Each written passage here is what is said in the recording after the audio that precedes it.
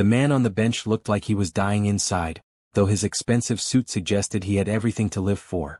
James Harrison sat perfectly still, staring at the empty playground where children's laughter should have filled the air, but instead only echoed the hollow ache in his chest that had been growing for 3 years since the doctors told him and his late wife Catherine that they would never have children of their own.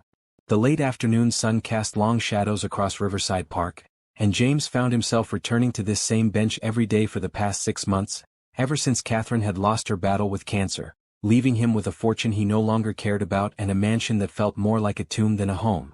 At 42, he had built a real estate empire worth over $50 million, owned properties in 12 states, and commanded respect in every boardroom he entered. Yet he couldn't buy the one thing he wanted most, the sound of tiny feet running through his empty halls. "Excuse me, mister. Can I sit here? My legs hurt really bad." The small voice startled him from his dark thoughts, and James looked down to see a little girl, maybe 7 or 8 years old, with tired brown eyes and neat braids tied with colorful ribbons that had seen better days. Her school uniform was clean but worn, and she carried a backpack that looked too heavy for her small frame. She was beautiful, with smooth dark skin that glowed in the afternoon light, and something about her polite request and exhausted expression tugged at his heart in a way he hadn't felt since Catherine died. "Of course, sweetheart. Please sit down." James moved over to make room, noticing how she practically collapsed onto the bench with a small sigh of relief that seemed too mature for someone so young. "Thank you. I've been walking for a really long time. Mama says the bus costs too much money for just me, so I walk home from school every day.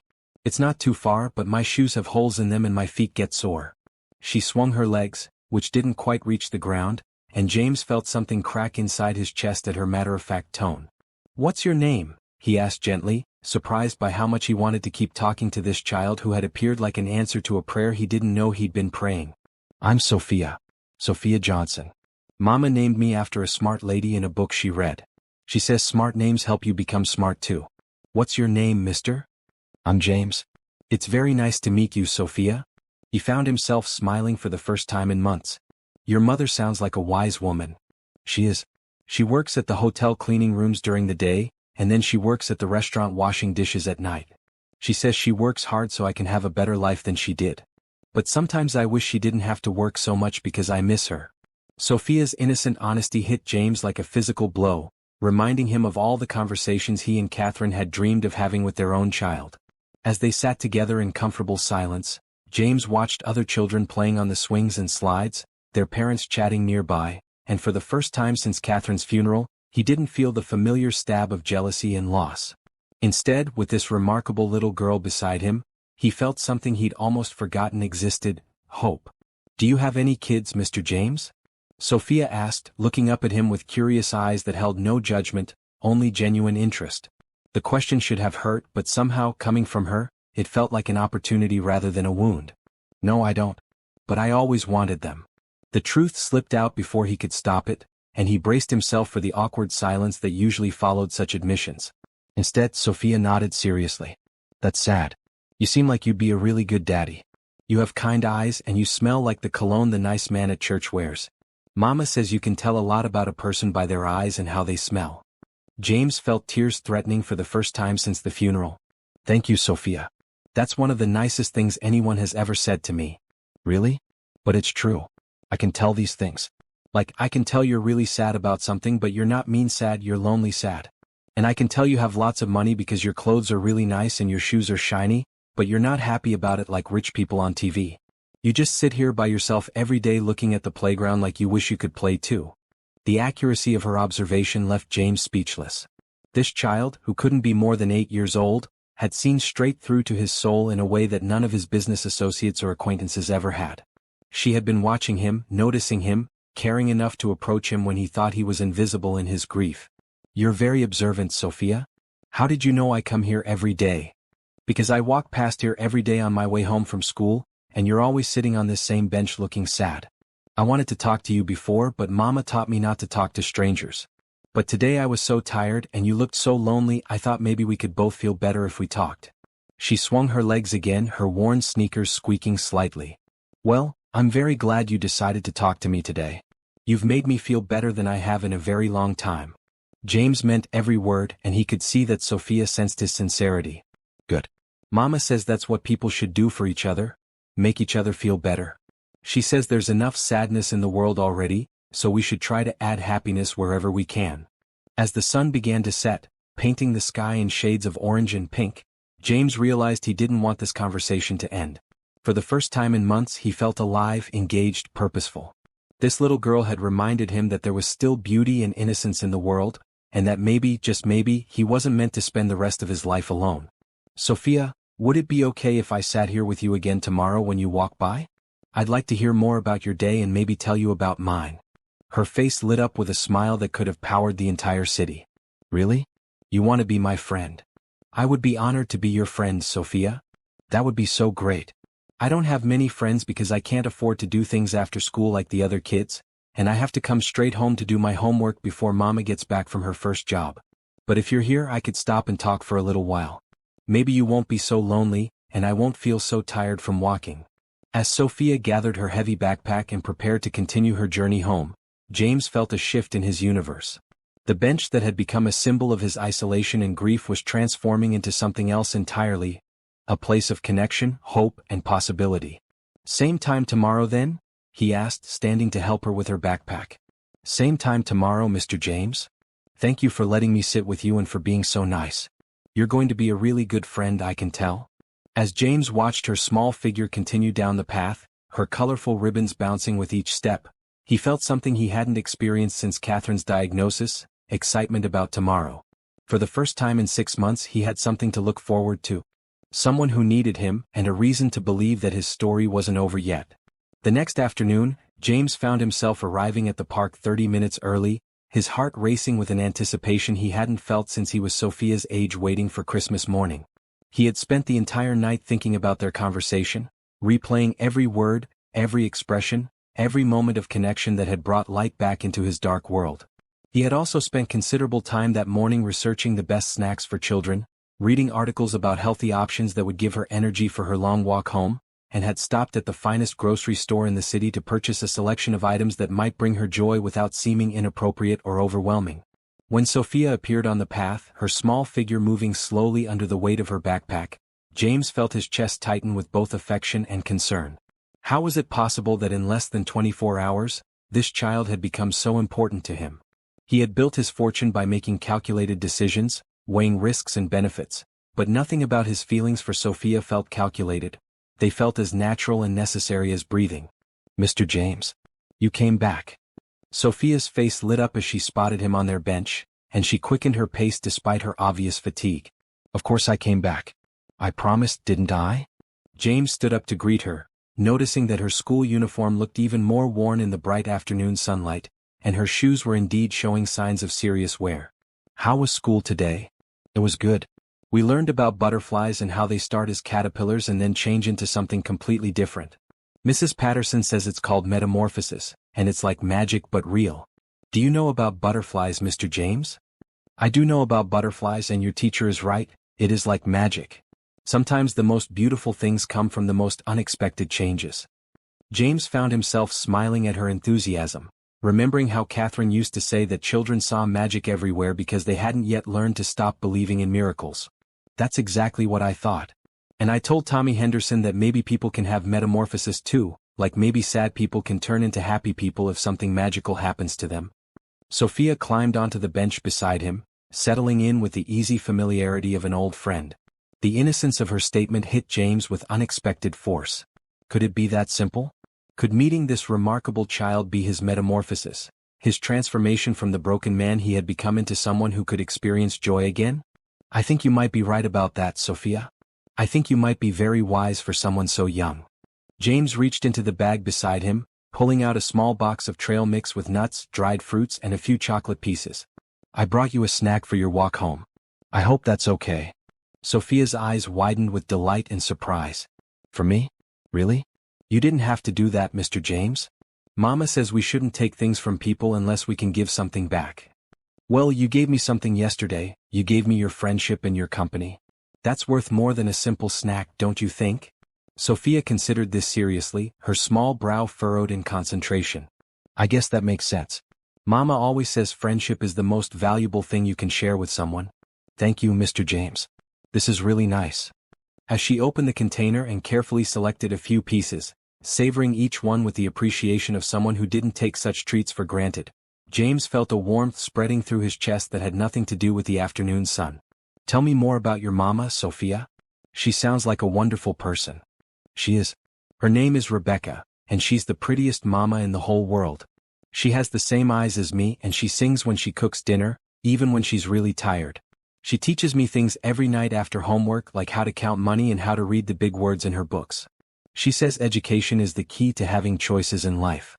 Your mama sounds very smart. How long has she been working 2 jobs? For as long as I can remember. She says it's just temporary until she can finish her college classes, but she's been saying that for a really long time. She goes to school online at night after I go to bed, but sometimes I hear her typing on her computer really late. She wants to be a nurse because she says nurses help people feel better, and that's what she likes to do. James felt his heart breaking and soaring at the same time. Here was a woman raising a remarkable daughter while working herself to exhaustion, pursuing an education, and still teaching her child about kindness and wisdom. It reminded him of the stories his own mother used to tell about his grandmother, who had worked multiple jobs during the Depression to keep her family fed and housed. That sounds really hard, working and going to school at the same time. Yeah, sometimes Mama falls asleep at the kitchen table with her books open. I try to wake her up so she can sleep in her real bed, but she's really tired. I wish I could help her more, but she says my job is to be a kid and do good in school. She says someday when I'm grown up, I can help other kids like me. What do you want to be when you grow up, Sophia? I want to be a teacher like Mrs. Patterson, or maybe a doctor like the nice lady who gave me my shots last year, or maybe I could help Mama with her nursing when she becomes a nurse. I want to do something that helps people because Mama says that's the best way to live, helping other people. The more James learned about Sophia and her mother, the more amazed he became. Despite their financial struggles, despite the exhaustion and the challenges, they had created a life filled with love, purpose, and hope. It was everything he had money but couldn't buy, everything he had lost when Catherine died. You know, Sophia, I run a company that builds houses and buildings for people. Sometimes I wonder if I'm really helping people or just making money. Oh, but you are helping people. Everyone needs a place to live, right? Mama and I live in a little apartment, but it's our home because it keeps us safe and warm. If you build homes for people, then you're giving them safety and warmth too. That's definitely helping. Once again, this extraordinary child had managed to reframe his entire perspective with simple, honest wisdom.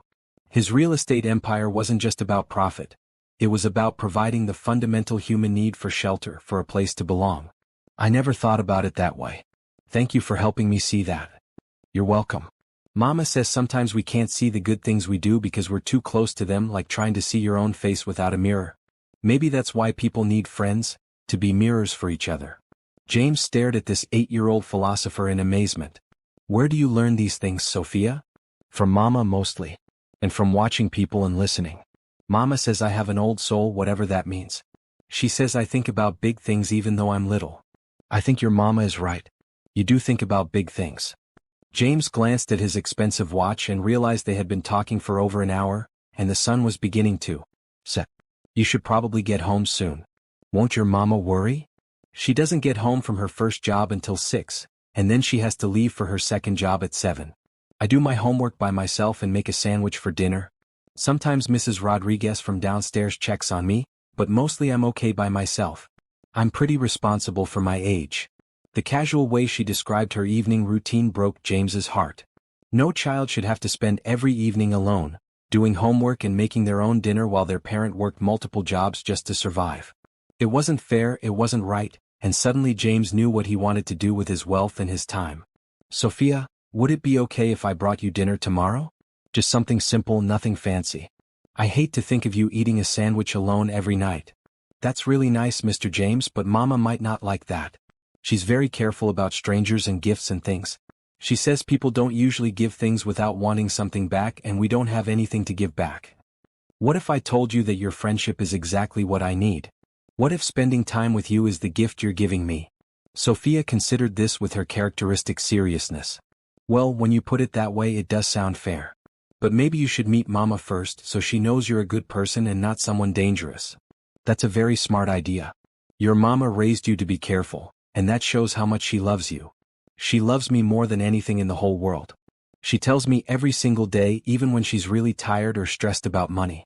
She says love doesn't cost anything, so she can give me as much as I want. As Sophia gathered her things and prepared to leave, James felt the now familiar reluctance to see her go. Their conversations had become the brightest part of his days, the thing that got him out of bed in the morning and gave him something to look forward to each afternoon. Same time tomorrow, Sophia? Same time tomorrow, Mr. James? And thank you for the snack and for being such a good listener. Mama says listening is one of the most important things friends can do for each other. As he watched her walk away, James felt a sense of purpose awakening in him that had been dormant since Catherine's death. He had spent months focusing on his loss, his emptiness, his inability to have children. But maybe the universe had a different plan. Maybe instead of the biological family he and Catherine had dreamed of, he was meant to find family in an unexpected way. That night, for the first time in 6 months, James went to bed excited about tomorrow, and for the first time since the funeral, he dreamed about the future instead of the past. 3 weeks into their daily meetings, James had transformed from a grief-stricken widower into a man with purpose. Every morning he woke up thinking about what he could bring Sophia that day. Not expensive gifts that might make her mother uncomfortable, but simple things that would make her long walk home a little easier and her evening a little brighter. He had learned her favorite subjects in school, math and reading, her favorite color, purple like the flowers that grew in the park, and her biggest worry, that her mama worked too hard and never had time to rest. He had also learned that Sophia was incredibly bright, reading at a level far above her grade, and that she had never been to a movie theater, a zoo, or an amusement park because there was never money for such luxuries. Mr. James. Guess what happened at school today?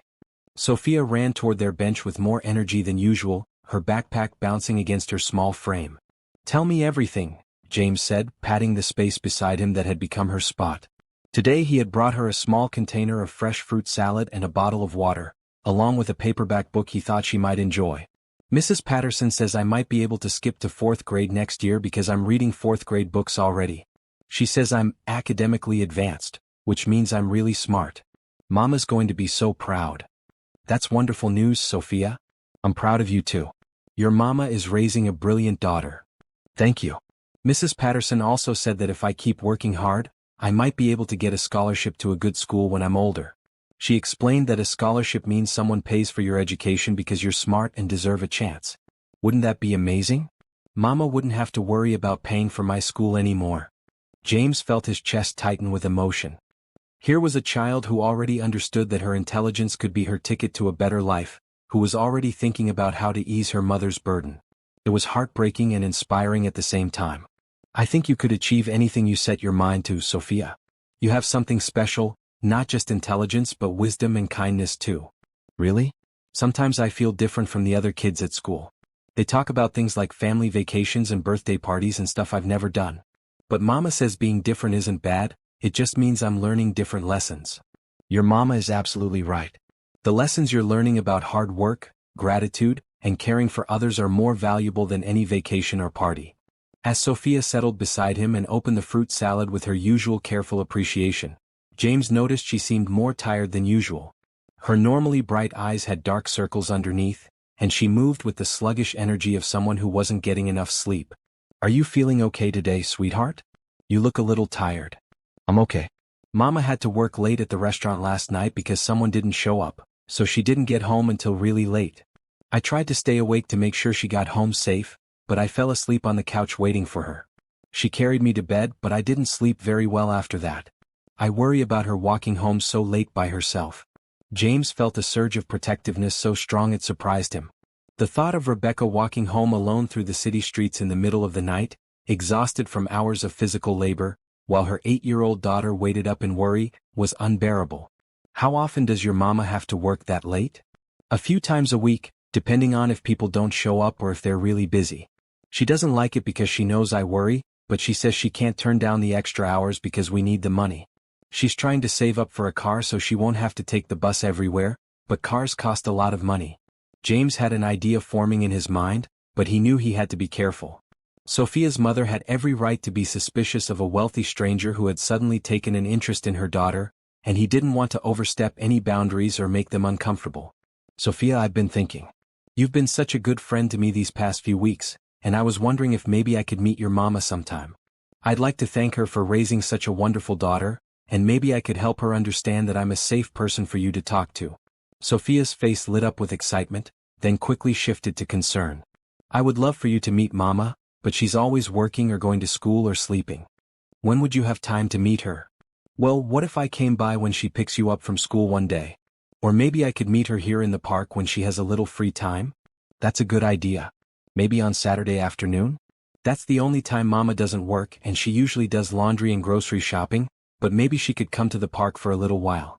She likes to sit outside when she can because our apartment doesn't have very good windows. Saturday afternoon sounds perfect. Do you think she would be okay with that? I think so. I've told her all about you, about how nice you are and how you bring me snacks and listen to my stories. She says she's curious about the man who has made me so happy lately. She noticed I've been smiling more and talking about my friend Mr. James all the time. The idea that he had made Sophia happy enough for her mother to notice filled James with warmth. He had spent so many months feeling useless, like his life had no purpose or meaning, but this remarkable child had given him something precious. The knowledge that he could make a difference in someone's life. I'm glad I make you happy, Sophia. You make me happy too, happier than I've been in a very long time. Really? Even though I'm just a kid and I can't buy you nice things or take you to fancy places? Especially because you're you. The nicest thing anyone can offer is their friendship, their time, and their company. You've given me all of those things and they're worth more than anything money can buy. Sophia beamed at this, then grew thoughtful. Mr. James, can I ask you something kind of personal? Of course, sweetheart. You can ask me anything. Why don't you have a family? You're so nice and you smell good and you have kind eyes and lots of money. Seems like lots of ladies would want to marry you. James felt the familiar ache in his chest, but somehow with Sophia, even the painful questions felt safe to answer. I was married to a wonderful woman named Catherine. We wanted to have children but we found out we couldn't. Then Catherine got very sick and died about 6 months ago. I've been very sad and lonely since then. Oh, Mr. James, I'm so sorry. That must hurt so much. Did you love her a whole lot? I loved her more than anything in the world. Like how Mama loves me? Yes, exactly like that. Sophia was quiet for a moment, processing this information with her characteristic seriousness. You know what I think? I think Catherine would be happy that you found me to be friends with. I think she would want you to not be lonely anymore. The simple wisdom of her words hit James like a physical blow. Catherine would want him to be happy, to find purpose and connection again. She had always said that love wasn't meant to die with a person, but to keep growing and spreading to others who needed it. I think you might be right about that, Sophia. Catherine always said I had a lot of love to give, and that I would make a wonderful father someday. You would. You already are kind of like a daddy to me, bringing me snacks and asking about my day and caring if I'm tired or happy. That's what daddies do, right? Take care of kids and worry about them and want them to be okay? James felt tears pricking his eyes. Could it be that simple? Could the family he and Catherine had dreamed of come to him in an unexpected form, not through biology but through love and choice and need? Yes, that's exactly what daddies do. And you're right, I do care about you and worry about you and want you to be okay. I want that very much. Good. Because I care about you too, Mr. James. You're the best friend I've ever had, and I hope we can be friends forever and ever. As the sun began to set and Sophia prepared for her walk home, James felt a certainty settling over him like a warm blanket. He was going to find a way to help this family, to be part of their lives, to give Sophia and her mother the security and love they deserved. It wouldn't be easy, especially earning Rebecca's trust, but he was determined to try. I'll see you tomorrow, sweetheart. And this weekend I'll meet your mama. I can't wait. She's going to love you, Mr. James. I just know it. As James watched Sophia disappear down the path, he felt a sense of anticipation building in his chest. Saturday couldn't come soon enough. Saturday afternoon arrived with unseasonably warm weather and James's nerves stretched tighter than piano wire. He had changed clothes 3 times, wanting to look approachable but not overdressed, successful but not intimidating. Finally settling on dark jeans and a simple blue button-down shirt, he arrived at the park 30 minutes early, his palms sweating despite the breeze. When Sophia appeared on the path, she wasn't alone. Beside her walked a woman who took James's breath away, not because of her beauty, though she was stunning, but because of the fierce protectiveness radiating from every line of her body. Rebecca Johnson was tall and graceful, with the same warm brown eyes as her daughter, but where Sophia's eyes held trust and innocence, Rebecca's held wariness and strength. Mama, that's him. That's Mr. James. Sophia pointed excitedly toward the bench, bouncing on her toes with enthusiasm. Rebecca's steps slowed as she took in James's appearance. his expensive clothes, his polished shoes, his carefully styled hair. Everything about him screamed wealth and privilege, and James could see the exact moment when her maternal instincts shifted into high alert. "Sophia, wait here for a moment," Rebecca said quietly, her voice carrying an authority that made her daughter stop mid-bounce. "I want to talk to Mr. James alone first." James stood as Rebecca approached, his heart hammering against his ribs. Up close, he could see the exhaustion etched in the lines around her eyes, the calluses on her hands from years of manual labor, the careful way she held herself, proud despite her worn clothes and tired body. "Mr. Harrison." Her voice was cool, professional, the tone of someone who had learned to be cautious about everything and everyone. "Please call me James. And you must be Rebecca. Sophia talks about you constantly. It's clear you've raised an extraordinary daughter." "Yes, I have. And I'd like to know why a man like you is so interested in spending time with my 8-year-old daughter." Rebecca's directness was like a slap, but James recognized it for what it was, a mother protecting her child from potential danger. "I understand your concern, and you have every right to question my motives.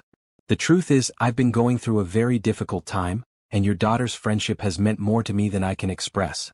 She's brought light back into a very dark period of my life. That's a lot of responsibility to put on a child's shoulders." "What kind of dark period are we talking about?" Rebecca's arms were crossed, her stance defensive, and James knew he was being evaluated with the sharp eyes of a woman who had learned not to trust easily. "My wife died 6 months ago. We had been trying to have children for years, but we discovered we couldn't. Catherine, my wife, she was everything to me, and when she died I lost not just her but the family we had dreamed of having together. I've been lost, I suppose. Alone and purposeless." Something shifted in Rebecca's expression. Not trust, not yet, but perhaps understanding. "I'm sorry for your loss. But that still doesn't explain why you've chosen to focus on my daughter." "I haven't chosen anything.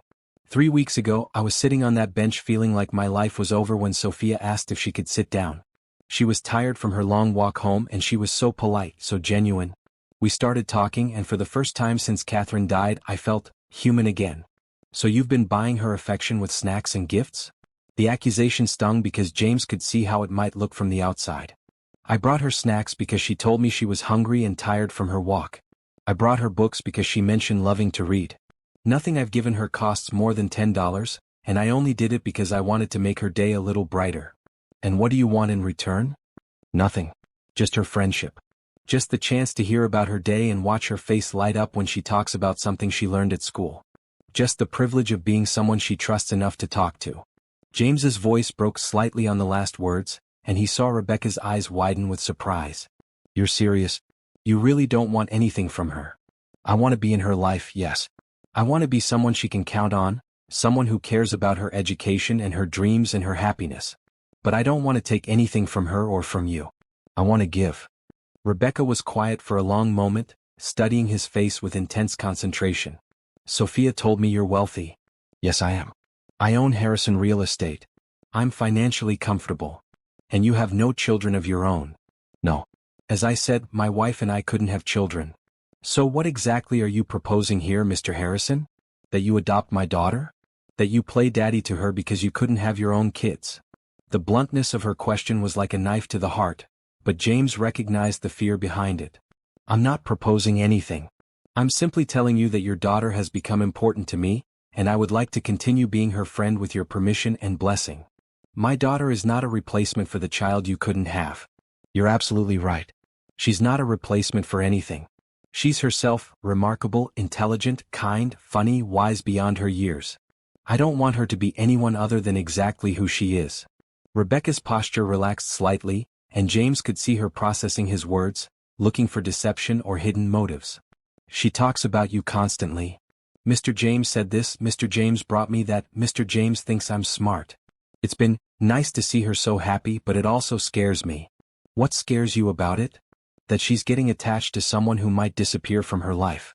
That she's building dreams around someone who might decide this charity case isn't interesting anymore. That she might get hurt when you realize that being friends with a poor kid isn't as fulfilling as you thought it would be." James felt each word like a physical blow, understanding for the first time the weight Rebecca carried every day. Not just the exhaustion of working multiple jobs and raising a child alone, but the constant fear that anything good in their lives might be temporary. "I understand why you would think that. I'm sure you've both been disappointed before. But I need you to know that my interest in Sophia isn't charity, and it isn't a whim. She has given me something I thought I'd lost forever. Hope. Purpose. A reason to get up every morning. I would never hurt her by walking away. People leave, Mr. Harrison. They make promises they can't keep, they get bored, they find something better. I've learned not to count on anyone except myself. You're right. People do leave sometimes. But not everyone leaves, and not all promises are broken. I lost the most important person in my world 6 months ago, and I know what it feels like to have someone ripped away from you. I would never do that to Sophia. Rebecca studied his face for another long moment, then glanced toward her daughter, who was sitting on the grass nearby, picking dandelions and stealing worried glances at their conversation. She's all I have in this world, Rebecca said quietly. Everything I do, every choice I make, every sacrifice I make is for her. I work 16-hour days so she can have a better life than I did. I go without things I need so she can have school supplies and decent clothes. I don't date, I don't go out with friends, I don't have hobbies or interests outside of her and my education because she has to come first. She knows how much you love her. She talks about you with such pride and admiration. You're raising an incredible daughter. I'm trying. But it's hard doing it alone. It's hard being everything to someone: mother, father, provider, teacher, friend. Sometimes I worry that I'm not enough, that she's missing out on things I can't give her. James saw his opening and took it carefully. What if you didn't have to do it alone? What if there was someone who wanted to help, not because they pitied you or wanted to take over, but because they cared about both of you? I don't take charity, Mr. Harrison. I'm not offering charity. I'm offering friendship, partnership, family if you'll let me. Rebecca's eyes widened with shock. Family? I know how this sounds. I know we just met, and I know you have every reason to be suspicious of my motives. But the truth is, in 3 weeks, your daughter has become more important to me than anyone in my life except my late wife. She has reminded me what it means to care about someone else's happiness more than your own. And what exactly are you suggesting? I'm suggesting that maybe we could all help each other. Sophia gets a father figure who adores her and wants to support her dreams. You get a partner who wants to share the load, who can provide financial security so you don't have to work yourself to exhaustion. And I get the family I always wanted, just not in the way I expected to find it. Rebecca stared at him as if he had spoken in a foreign language. Are you asking me to marry you? We just met. I'm asking you to consider the possibility that sometimes life brings people together in unexpected ways for unexpected reasons. I'm asking you to think about whether what I'm offering could be good for all of us. You don't even know me. You don't know anything about me except that I work hard and have a daughter. I know you've raised the most remarkable child I've ever met. I know you're strong enough to work multiple jobs while going to school and still have energy left to teach Sophia about kindness and wisdom. I know you're protective and cautious and willing to sacrifice everything for your daughter's happiness. I know you sing when you cook and that you have beautiful eyes and that your daughter thinks you're the most wonderful person in the world.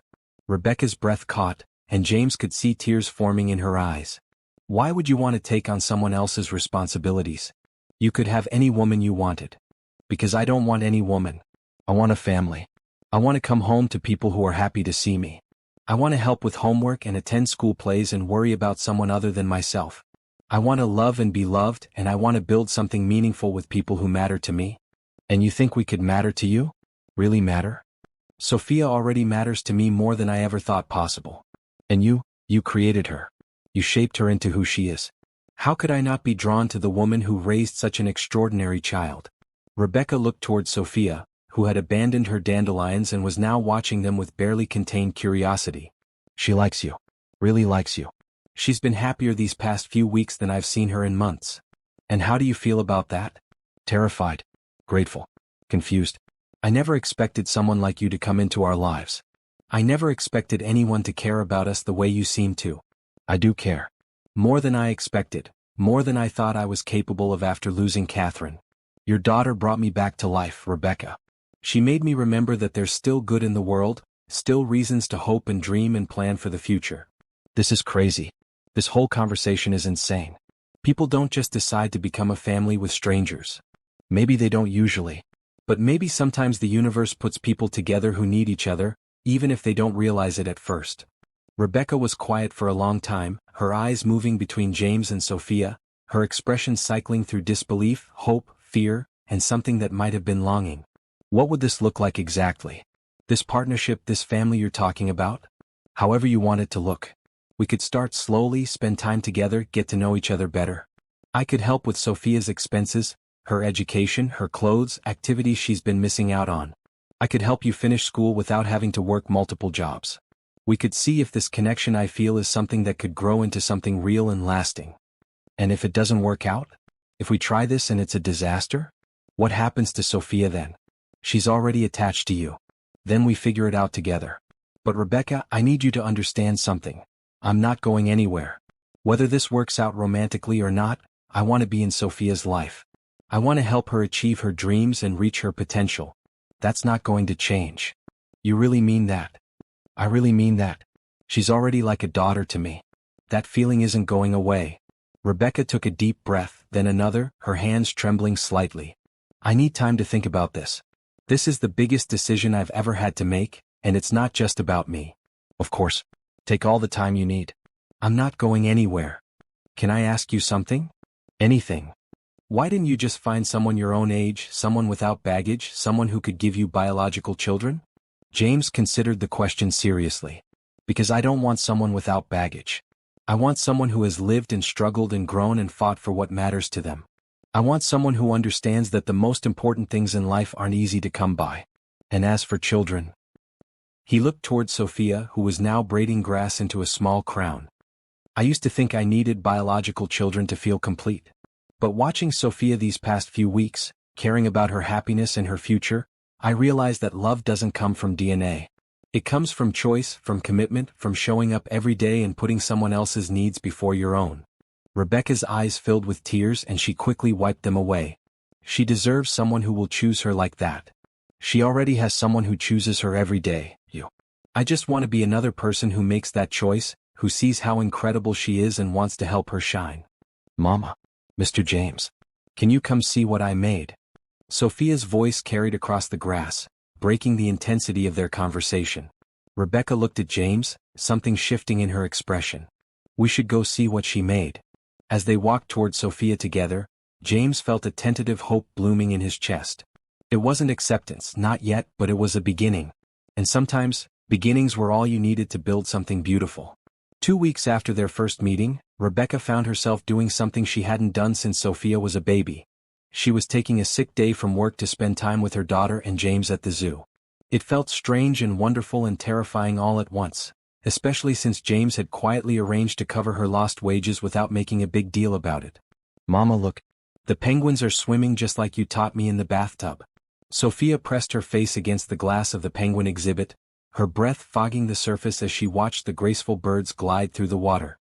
They are swimming just like that, Rebecca laughed, feeling lighter than she had in years. She glanced at James, who was watching Sophia with such obvious adoration that it made her chest tight with emotion. Can we go see the elephants next? Mrs. Patterson said they're the smartest animals besides people, and I want to see if they really can remember everything like she said. Whatever you want to see, sweetheart, James said, consulting the zoo map. We have all day. All day. When was the last time Rebecca had been able to say those words? When was the last time she hadn't been rushing from one job to another, one obligation to the next? She watched James crouch down to Sophia's level, showing her the map and letting her choose their route, and felt something warm unfurling in her chest. Over the past 2 weeks, James had become a constant presence in their lives, but in the most unobtrusive way possible. He had shown up at the park faithfully every afternoon to walk Sophia home, carrying her heavy backpack and listening to her chatter about her day. He had quietly arranged for groceries to be delivered to their apartment, claiming he had won them in a contest at work. He had offered to help Sophia with her math homework when Rebecca had to work late, sitting patiently at their kitchen table and celebrating each correct answer like it was a major victory. Most importantly, he had kept his promises. Every single one of them. Rebecca, are you okay? You look like you're thinking about something serious. James had fallen into step beside her as they walked toward the elephant exhibit, Sophia skipping ahead of them with boundless energy. I'm just processing. This is the first time I've been to a zoo since I was Sophia's age. The first time I've taken a whole day off work just for fun. It feels almost wrong to be this happy. Why would happiness feel wrong? Because happiness has always been temporary in my life. Good things don't last, people leave, circumstances change. I've learned not to get too comfortable with joy because it hurts more when it's taken away. James stopped walking, gently touching her arm to stop her too. Sophia was still several yards ahead, completely absorbed in reading every sign they passed, so they had a moment of privacy. "Rebecca, look at me." His voice was gentle but serious. "I need you to understand something. What I feel for you and Sophia isn't temporary. It isn't conditional. It isn't going to change when the novelty wears off or when things get difficult." "How can you be so sure?"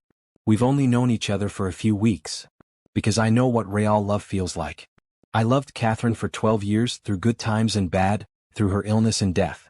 I know the difference between infatuation and commitment. What I feel for your daughter is the same fierce, protective love I would feel for my own child. And what I'm feeling for you." He paused, his eyes searching her face. "It's growing stronger every day." Rebecca felt her heart skip, but fear immediately followed. "James, I care about you too. More than I expected, more than I probably should. But I need you to understand what you're signing up for here.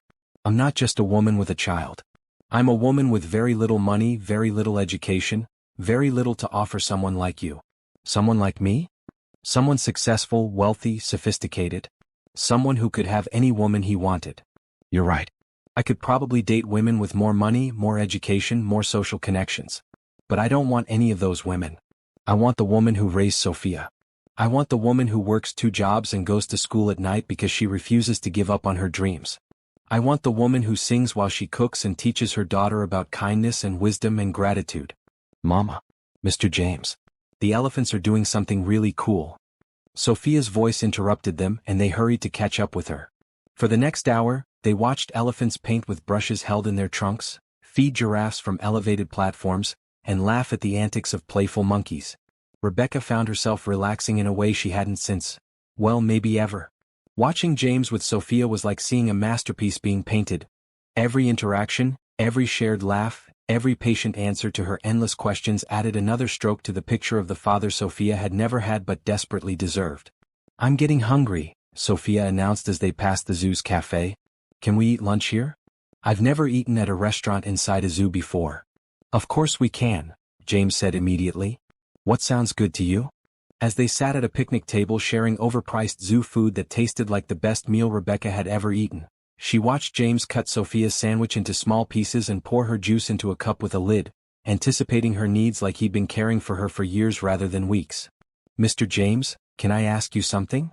Sophia said between bites of her sandwich. "Always, sweetheart. Are you going to marry my mama?" Rebecca nearly choked on her drink and James's eyes widened with surprise. "Sophia, you can't just ask people things like that." "Why not? I think you should marry him, Mama. He's really nice and he makes you smile more and he likes me a lot. Plus he smells good and he's rich so you wouldn't have to work so much." "Sweetheart, marriage is much more complicated than that," Rebecca said, her cheeks burning with embarrassment. "Is it?" "Mrs. Rodriguez downstairs married Mr. Rodriguez because he was nice to her and made her laugh and wanted to take care of her kids from her first husband. She says love grows when people are kind to each other every day. And Mr. James is kind to us every day." Out of the mouths of babes. Rebecca looked at James, who was staring at Sophia with amazement. "Your daughter is very wise," he said quietly. "Mrs. Rodriguez sounds like a smart woman." "She is." She also said that sometimes the best daddies are the ones who choose to be daddies, not just the ones who have to be because of biology. She said choosing love is stronger than accidental love. Rebecca felt tears threatening. How had her 8-year-old daughter become so wise about matters of the heart? "What do you think about that, Sophia? About someone choosing to be your daddy?" "I think it would be really nice. I've always wondered what it would be like to have a daddy who cared about my homework and wanted to hear about my day and wasn't too busy to spend time with me. And I think Mr. James would be a really good daddy because he already does all those things." James's eyes filled with tears, and he reached across the table to take Sophia's small hand in his larger one. "I would be honored to be your daddy, Sophia. I would choose you every single day." "Really? Even when I'm cranky or when I get bad grades or when I ask too many questions?" "Especially then. That's what daddies do, they love their children no matter what." Rebecca watched this exchange with her heart breaking and mending at the same time. This was what she had always dreamed of for Sophia. A father who would love her unconditionally, who would choose her and cherish her and help her believe in herself. "What about you, Mama? Would you choose Mr. James to be my daddy and your husband?" The question hung in the air between them, weighted with possibility and hope and fear. Rebecca looked at James, really looked at him, and saw not just the successful businessman or the wealthy widower, but the man who had spent weeks patiently earning their trust, who had never made promises he couldn't keep, who had brought joy and security into their lives without asking for anything in return. "I think," Rebecca said slowly, "that Mr. James has already shown us who he is. And I think Mrs. Rodriguez is right about choosing love being stronger than accidental love." James's face broke into a smile that could have powered the entire zoo. "Is that a yes?" "That's a yes to taking this one step at a time and seeing where it leads us. That's a yes to building something together. That's a yes to letting you be part of our family." Sophia squealed with delight, bouncing in her seat. "This is the best day ever. Can I call you Daddy James now?" "You can call me whatever feels right to you, sweetheart. Daddy James it is. Wait until I tell Mrs. Patterson and Mrs. Rodriguez. They're going to be so excited." As they finished their lunch and continued exploring the zoo, Rebecca felt something she hadn't experienced in years: complete security. Not just financial security, though that was certainly part of it, but emotional security. The security of knowing that she wasn't alone anymore, that Sophia had another person who would love and protect her, that whatever challenges lay ahead, they would face them together. For the first time since Sophia was born, Rebecca allowed herself to dream about the future instead of just surviving the present. And in those dreams she saw family dinners and birthday parties and school plays where Sophia had two parents cheering her on. She saw herself finishing nursing school without the constant stress of making ends meet. She saw lazy Sunday mornings and family vacations and all the simple pleasures that had seemed impossible just a few weeks ago. Most of all, she saw love. Not the desperate, clinging love born of need, but the generous, abundant love that comes from having enough to give freely to others. As they drove home that evening, Sophia fast asleep in the back seat, Rebecca reached over and took James's hand. "Thank you," she said quietly. "For what?" "For choosing us. For seeing something in our little family that was worth fighting for. For making Sophia feel like she's worthy of being chosen. Thank you for letting me. For taking a chance on a grieving widower who probably seemed a little crazy at first." "You did seem a little crazy," Rebecca laughed. "But the good kind of crazy. The kind that makes life worth living." As they pulled into the parking lot of Rebecca's apartment building, James turned to her with a serious expression. "Rebecca, I want you to know that I'm not trying to rush you or pressure you into anything. We can take this as slow as you need, figure things out as we go. But I also want you to know that I'm serious about this, about us, about building a life together. I know you are. And I'm ready to try. I'm ready to believe that maybe, sometimes, good things can last. They can. And this will." As Rebecca watched James carry a sleeping Sophia up to their apartment, she felt a peace settle over her that she had never experienced before. This was what happiness felt like, not the frantic, desperate joy of snatched moments, but the deep, abiding contentment of knowing that tomorrow would be good too, and the day after that and all the days that followed.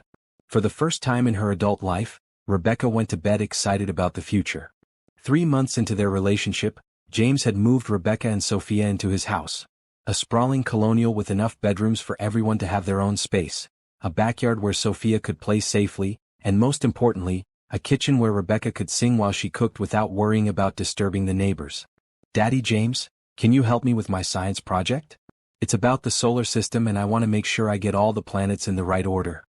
Sophia called from the dining room table, which had become her official homework station, complete with proper lighting, ergonomic seating, and every school supply a gifted child could need. "Of course, princess. Let me just finish helping your mama with dinner and I'll be right there." James stirred the sauce Rebecca was making while she prepared a salad, both of them moving around their kitchen with the easy familiarity of people who belong together. Rebecca still sometimes couldn't believe this was her life. 3 months ago she had been working 2 jobs, struggling to make rent, and watching her daughter do homework alone at a wobbly kitchen table. Now Sophia had her own study area, a college fund that would ensure she could attend any university she wanted, and 2 parents who competed for the privilege of helping with her homework. "You know she's going to be too smart for us pretty soon," Rebecca said, watching James examine Sophia's carefully drawn diagram of the solar system. "Good. That's exactly what we want. Though I have to admit, her questions are already making me feel pretty stupid sometimes. Yesterday she asked me to explain quantum physics because she read about it in one of those advanced books you bought her. Quantum physics, James. She's 8 years old. And brilliant. Just like her mother."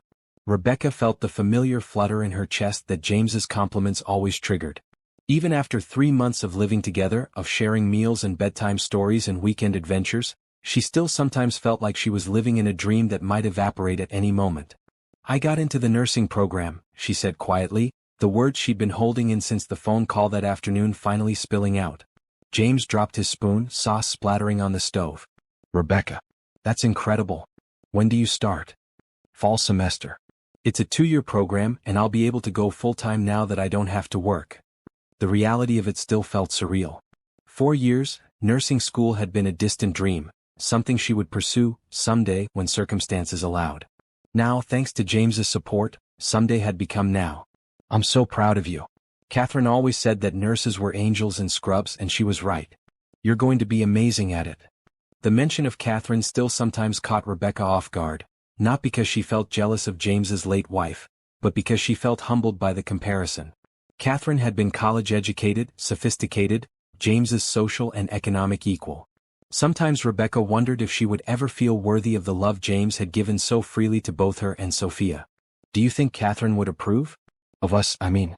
Of you loving another woman's child as much as you loved her? James turned from the stove to face her fully, his expression serious. Rebecca, Catherine and I talked about adoption many times when we realized we couldn't have biological children. She always said that love makes a family, not genetics. She would be thrilled to know that I found you and Sophia, that I get to experience the joy of being a father after all. Even though we're not what you two originally planned? You're better than what we planned. You're real, you're here, you're mine. And Sophia. His voice caught with emotion. Sophia has taught me that I don't need a biological connection to love someone with my whole heart. She's my daughter in every way that matters. Before Rebecca could respond, Sophia appeared in the kitchen doorway, her science project forgotten. Are you guys talking about mushy stuff again? Because if you are, I want to listen. I like hearing you say nice things about each other. We're talking about how much we love our brilliant daughter and how proud we are that she's going to have the smartest mama in her nursing class, James said, scooping Sophia into his arms and spinning her around. Mama's going to be a nurse? Really? That's so cool. She can help people feel better, just like she helps me feel better when I'm sad or scared or worried about stuff. That's exactly right, sweetheart. And you know what? She's going to be the best nurse in the whole hospital because she's had lots of practice taking care of people she loves. Over dinner, they talked about Rebecca's school schedule, Sophia's upcoming school play where she had landed the lead role, and James's decision to cut back his work hours so he could be more present for both of his girls. It was the kind of conversation Rebecca had dreamed about during all those lonely evenings when it was just her and Sophia eating sandwiches and talking about their days. Can I ask you guys something? Sophia said as they cleared the dinner dishes together, another family routine that still felt magical to Rebecca. Always, James and Rebecca said in unison, then laughed at their synchronization.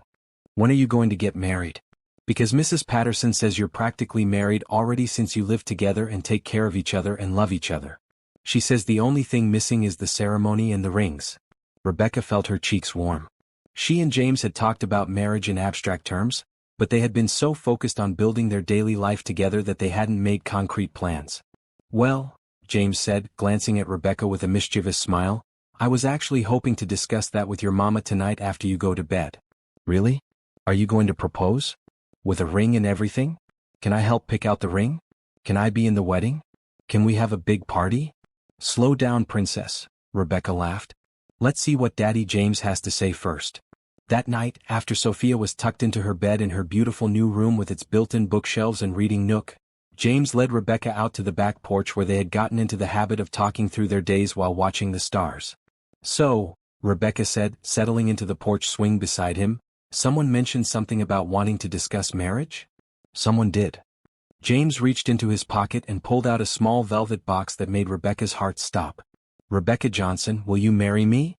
The ring was perfect, not the massive diamond that James could certainly afford, but a classic solitaire that caught the porch light and sparkled like captured starlight. It was elegant and timeless and exactly what Rebecca would have chosen for herself if she had been brave enough to dream that big. James? Before you answer, I want you to know what you'd be saying yes to. You'd be saying yes to a man who will love your daughter as much as his own blood. You'd be saying yes to someone who will support your dreams and celebrate your achievements and never make you feel like you owe him anything for his love. You'd be saying yes to a partner who wants to build a life with you, not just provide for you. And what would you be saying yes to? I'd be saying yes to the woman who taught me that families can be chosen, that love can grow in unexpected places, that the best gifts in life are the ones you never saw coming. I'd be saying yes to a future filled with homework help and school plays and teenage drama and college visits and grandchildren someday. Grandchildren? Lots of them, I hope.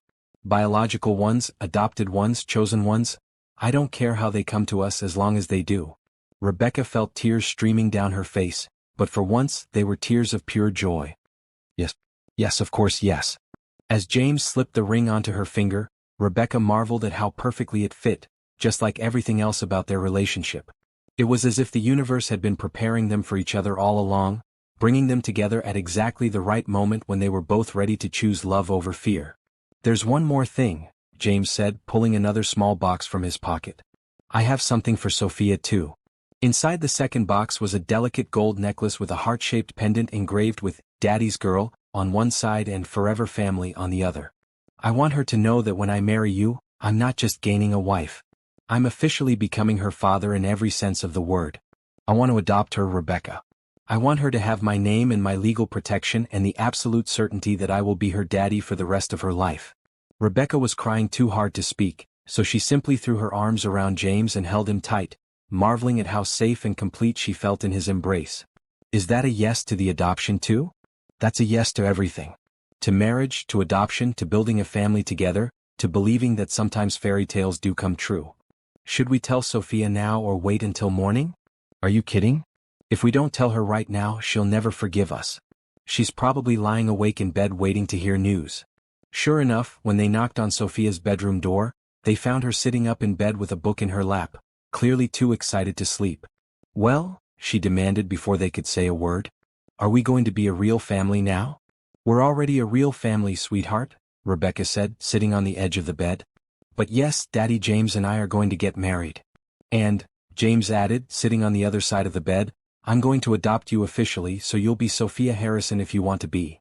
Sophia's squeal of delight could probably be heard 3 blocks away. Really? I get to be Sophia Harrison? And you'll really truly be my daddy forever and ever?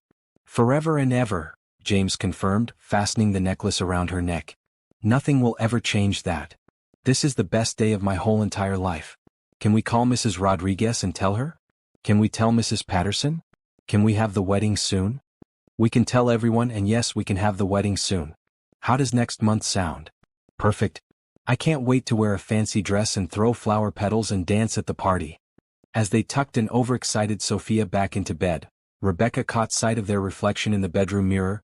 James on one side of the bed, her on the other, both of them smiling down at the little girl who had brought them together. They looked like what they were, a family. Sweet dreams, princess, James said, kissing Sophia's forehead. Sweet dreams, my love, Rebecca added, smoothing Sophia's braids. Sweet dreams, Mama and Daddy. I love you both so much. Walking back to their own bedroom hand in hand, Rebecca felt a completeness she had never imagined possible. Tomorrow they would start planning a wedding, but tonight they were already home. The wedding planning had taken on a life of its own, with Sophia serving as the most enthusiastic coordinator in history, but it was during the quiet moments between the chaos that Rebecca found herself falling deeper in love with James than she had thought possible. You don't have to do this, Rebecca said, watching James patiently help Sophia with her math homework at the kitchen table while dinner simmered on the stove.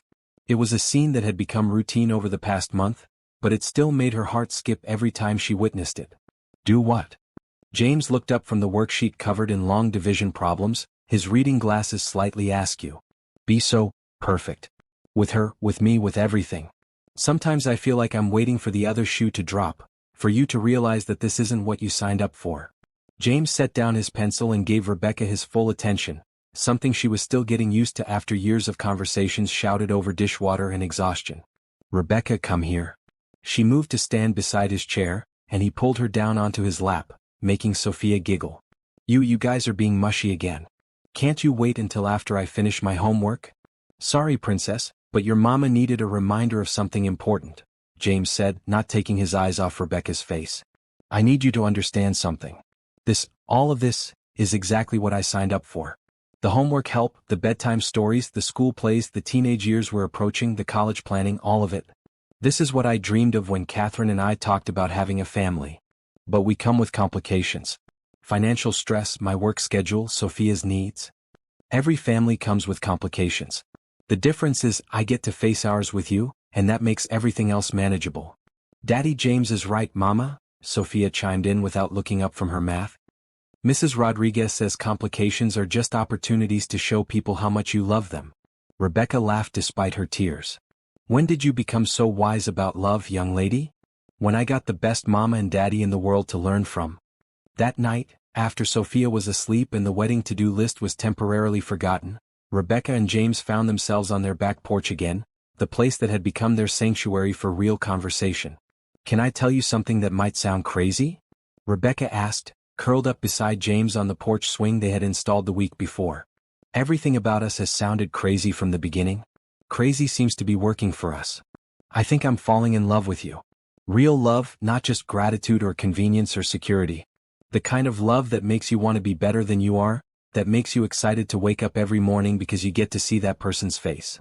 James was quiet for so long that Rebecca started to worry she had said too much, revealed too much, scared him with the intensity of her feelings. Rebecca, look at me. His voice was soft but serious. I fell in love with you the day I met you. What? But you barely knew me. You were suspicious of me, protective of Sophia? I was suspicious of your motives, yes. But I fell in love with the woman who would work 2 jobs and sacrifice everything for her daughter's future. I fell in love with someone who could raise a child like Sophia, kind, wise, generous, brilliant. I fell in love with your strength, your determination, your fierce protectiveness. Even when I was being difficult and questioning everything? Especially then. Do you know what I thought when you confronted me in the park that first day? I thought, this is a woman who will never let anyone hurt the people she loves. I thought, this is someone worth fighting for. Rebecca felt tears welling up, but this time they were tears of pure happiness. I was so scared of you at first. Not because I thought you were dangerous, but because I thought you were too good to be true. I thought you would realize we weren't worth the trouble. You were worth every moment of earning your trust. You were worth waiting for, worth proving myself to, worth changing my entire life for. And now? Do you still feel that way now that you know all my flaws, all my insecurities, all the ways I'm not like Catherine? James cupped her face in his hands, his thumb gently wiping away her tears. Rebecca, I don't want you to be like Catherine. I loved Catherine completely, and I'll always treasure the years we had together. But what I feel for you is different, not better or worse, just different. You're not a replacement for her, and she wasn't a preview of you. You're both unique, both precious, both exactly who you were meant to be. I love how you talk about her. I love that you still honor her memory while building a future with us. She would have loved you both, you know. Catherine always said she could tell the quality of a person's heart by how they treated children and animals. Sophia adores you, and you raised her to be extraordinary. Catherine would have seen your beautiful heart immediately. Do you think she would have approved of the wedding? Of us becoming a family? I think she would have been the first person to help Sophia pick out her flower girl dress and the first to cry happy tears when we say our vows. They sat in comfortable silence for a while, listening to the night sounds of their neighborhood, something Rebecca still couldn't quite believe. Somewhere in the distance, a dog barked, and closer by, a gentle breeze rustled the leaves of the oak tree that Sophia loved to climb. James, can I ask you something? Always.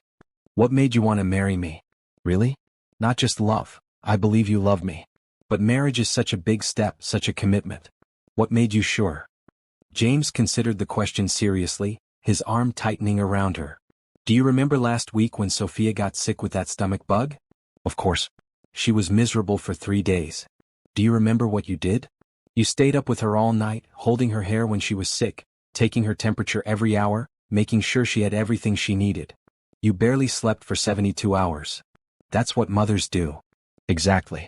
And do you remember what I did? You took care of both of us. You brought us soup and ginger ale, you read to Sophia when she was feeling better, you made sure I ate and rested. And it felt like the most natural thing in the world. Taking care of you both, being part of the solution, being needed and wanted and useful. For 3 days we were completely focused on Sophia's well-being, and I realized that this is what family feels like. Not the romantic, exciting part, but the everyday, unglamorous, showing up when things are hard part. That's when you knew you wanted to marry us? That's when I knew I was already married to you in every way that mattered. The ceremony is just going to make it official. Rebecca felt her heart swell with so much love she thought it might burst. I felt the same way.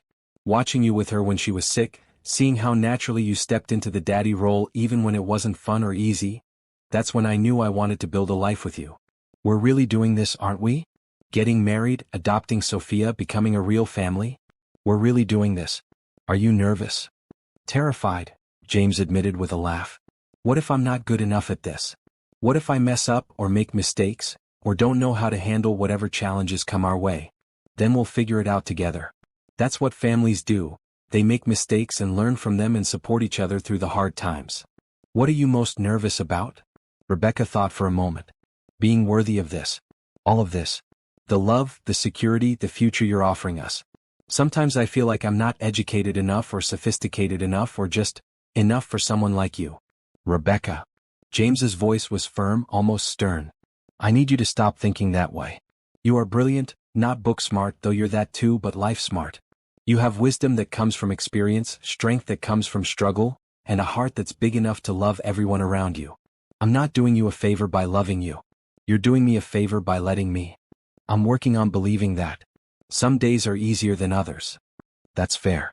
It takes time to change the way we think about ourselves. But I promise you, every day for the rest of our lives, I'm going to show you how much you're worth until you believe it as completely as I do. Just then they heard a small voice from inside the house. Mama? Daddy James? I had a bad dream. Duty calls, Rebecca said with a smile, starting to get up.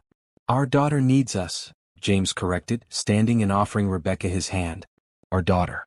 Those words still sent shivers of joy through Rebecca every time she heard them. They found Sophia standing in the hallway, rubbing her eyes and clutching her favorite stuffed animal, a worn teddy bear named Mr. Buttons that James had carefully repaired when one of his arms started coming loose. What was the dream about, sweetheart? Rebecca asked, kneeling down to Sophia's level. I dreamed that this was all pretend, that I woke up and we were back in the old apartment and Daddy James was gone and everything went back to the way it was before. Rebecca's heart broke a little. Even with all the security and love they had built, Sophia still sometimes worried that it could all disappear. Oh, princess, James said, scooping her into his arms. This isn't pretend. This is real and it's forever. Even when we're all old and gray and you have children of your own, I'll still be your daddy and this will still be your home. Promise? I promise. Do you want to know how I can be so sure?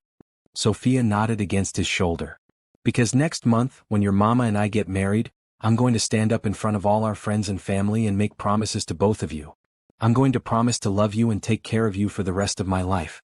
And when someone makes promises like that in front of people they care about, those promises become even stronger. Like a magic spell? Exactly like a magic spell. A spell that means we'll always be a family no matter what. Can I sleep with you guys tonight? Just to make sure the magic is working? Rebecca and James exchanged a look over Sophia's head. They had been working on getting her comfortable sleeping in her own room, but tonight felt like an exception was warranted. Just for tonight, Rebecca said. But no kicking Daddy James in your sleep like last time. I can't help it if he takes up too much room in the bed. As they settled into bed with Sophia safely tucked between them, Rebecca marveled at how right this felt. A year ago, she had been a single mother struggling to make ends meet, convinced that romantic love was a luxury she couldn't afford. Now she was lying in bed with her fiancé and their daughter, planning a wedding, preparing for nursing school, and dreaming about the future with genuine excitement instead of anxiety. Mama? Daddy James? Sophia's voice was sleepy but content. Yes, sweetheart. I'm really glad you found each other. I think you were supposed to be together all along, and maybe you just needed me to help you find each other. Rebecca felt James's hand find hers across Sophia's small body, his fingers intertwining with hers in the darkness. I think you might be right about that, princess, James whispered. I think you might be exactly right. As Sophia's breathing evened out into sleep, Rebecca lay awake for a while longer, savoring the weight of her daughter's body against her side and the warmth of James's presence beside them. This was love. Not the dramatic, passionate love of movies and romance novels, but the steady, sustaining love of daily life. The love that showed up for homework help and doctor's appointments and midnight comfort after bad dreams. Tomorrow they would continue planning their wedding, but tonight they were already a family. The morning of James's official proposal, because as Sophia had pointed out, the first one didn't count, since she wasn't there to witness it, dawned crisp and clear, with the kind of autumn sunshine that made everything look like it was painted in gold. Remember, you have to act surprised when he asks even though you already said yes, Sophia instructed Rebecca as they got dressed. And you have to cry happy tears, not sad tears, because happy tears are prettier. I think I can manage to look surprised, Rebecca laughed, watching Sophia carefully arrange her hair in the mirror. Over the past months, her daughter had developed strong opinions about fashion and presentation, particularly when it came to special occasions. And Daddy James, you have to get down on one knee even though Mama already has the ring, because that's how proposals work in movies and books, and Mrs. Patterson says tradition is important. James appeared in the doorway of Sophia's room, looking nervously handsome in dark jeans and a blue sweater that brought out his eyes. Yes, ma'am. One knee, happy tears, proper surprise reaction. Anything else I should know? You should tell Mama she's beautiful because she is, and you should tell her you love her because you do, and you should tell her you want to be my daddy forever because that's the most important part. Those are excellent suggestions, Princess. Thank you for helping me plan this. Rebecca watched this exchange with a heart so full of love she thought it might float right out of her chest. The fact that James had not only included Sophia in planning his proposal but had made her feel like an essential part of the process was just another example of how naturally he had stepped into the role of father. They drove to Riverside Park, to the bench where it all started, where James had been sitting alone and grieving when Sophia first asked if she could sit beside him. The park looked different now in the fall light, with leaves turning brilliant shades of red and gold, but the bench was exactly the same. This is where we first met, Sophia announced, as if James and Rebecca might have forgotten. This is where I asked if I could sit down because my feet hurt, and Daddy James was nice to me even though he was sad. I remember, James said softly, his eyes meeting Rebecca's. Best day of my life even though I didn't know it at the time. Mine too, Rebecca agreed. Even though I was terrified of you. You should have been. I was a mess back then. You were grieving. That's different than being a mess. They settled onto the bench. Their bench, with Sophia in the middle just as they had arranged it months ago when this all began. But now, instead of being a tired little girl asking a sad stranger for a place to rest, Sophia was a confident, happy child orchestrating her parents' engagement. Okay, Daddy James, now you should tell the story of how we became a family, and then you should ask Mama to marry you properly, Sophia directed with the authority of someone who had clearly given this considerable thought.